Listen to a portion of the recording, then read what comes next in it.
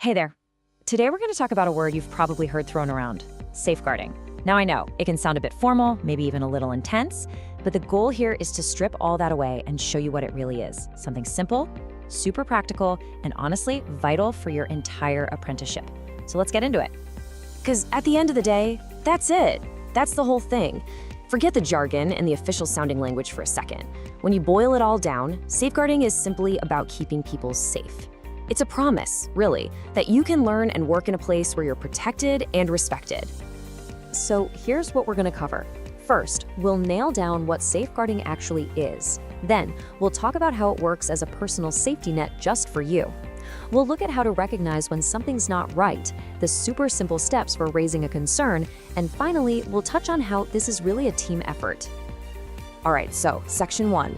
Let's get a really clear definition and move right past all that jargon.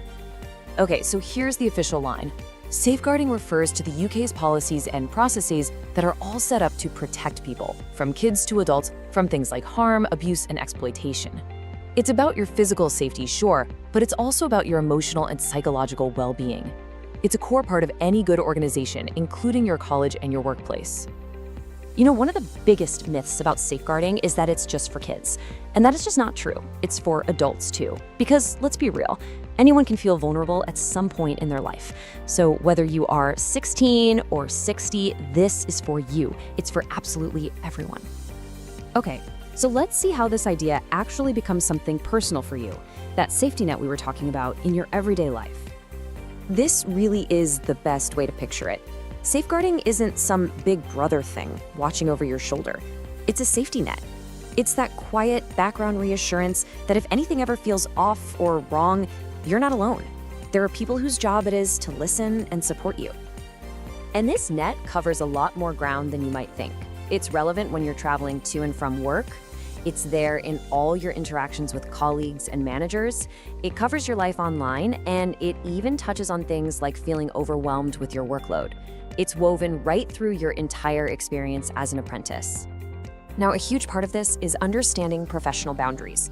Look, an apprenticeship is an adult environment, but there are still clear lines of respect that should never be crossed. So, getting helpful guidance from your manager? That's appropriate. Being asked to do their personal errands? Nope, not appropriate. A friendly chat with colleagues is great. Discriminatory jokes are not. You deserve respect, period. And this is just so important to hear. Your mental health is a massive part of your overall safety. Feeling stressed trying to balance work and study, that's pretty normal. But safeguarding means you shouldn't have to just bottle that up and deal with it alone. Support is supposed to be there for you. For that safety net to really work, though, we first need to know what we're looking for, right?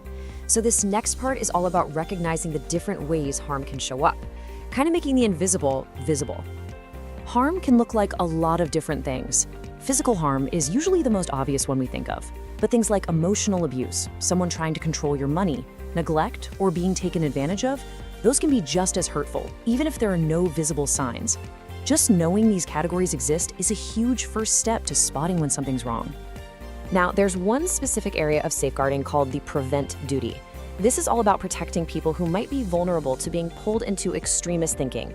And let's be crystal clear about this. Its goal is to offer support to someone who seems to be in a bad spot. It is absolutely not about spying on people or policing what they think. It's a support measure, plain and simple. So what do you actually do if you see something or just get a bad feeling? Well, this brings us to what might be the most important part of this whole thing, how to raise a concern, because your voice really does matter. The whole process is designed to be as simple as possible. Seriously. Step 1 is just trusting your gut. You feel like something isn't right, either for you or maybe for a colleague. Step 2, you get in touch with a designated safeguarding lead, or DSL. And step 3, well, that's it. You've done your part. They take it from there. It is not your job to figure it all out or play detective. If you only remember one thing from our chat today, please let it be this. You do not need proof. You don't need a folder of evidence. You don't need to be 100% certain. All you need is that feeling in your gut that something is off. That is more than enough to say something. And you can trust that if you do speak up, it will be handled carefully and professionally. Confidentiality is a huge part of the process. Information is only shared with the people who absolutely have to know in order to help. Okay, this brings us to our last big point. Safeguarding isn't just one person's job, it's on all of us. It's our shared responsibility to build a culture of safety. Because safeguarding really starts to work when it stops being a list of rules stuck on a wall and becomes something real, a living, breathing culture. A culture where just looking out for one another is, well, it's just what people do. Your tutors, your managers, your mentors, yep, they all have a part to play. But so do you. Just by being aware of this stuff, by knowing it's okay to speak up, and by treating everyone with respect, you become a really active, really important part of that safe culture. So I'll leave you with this question to think about. Now that you know the what, the why, and the how of safeguarding, how will you use it? How will you help create a safer, more supportive place for yourself and for everyone you work with?